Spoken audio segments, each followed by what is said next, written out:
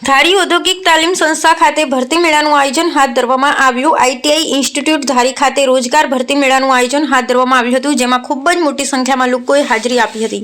આ ભરતી મેળાનો મુખ્ય હેતુ શૈક્ષણિક લાયકાત ધરાવતા ઉમેદવારોને મોટી સંસ્થાઓમાં જોબ મળે એ માટે આઈટીઆઈ દ્વારા આયોજન હાથ ધરવામાં આવ્યું હતું। મોટી કંપનીઓના મેનેજરો દ્વારા લાયકાત ધરાવનાર ઉમેદવારોનું ઇન્ટરવ્યૂ પણ રાખવામાં આવ્યું હતું। આજ રોજ તારીખ 25/2/2024 આઈટીઆઈ ધારી ખાતે શ્રમ કૌશલ્ય વિકાસ અને રોજગાર વિભાગ, રોજગાર અને તાલીમ નિયામકશ્રીની કચેરી અમરેલી દ્વારા આઈટીઆઈ ધારી ખાતે ભરતી મેળાનું આયોજન કરેલ હતું।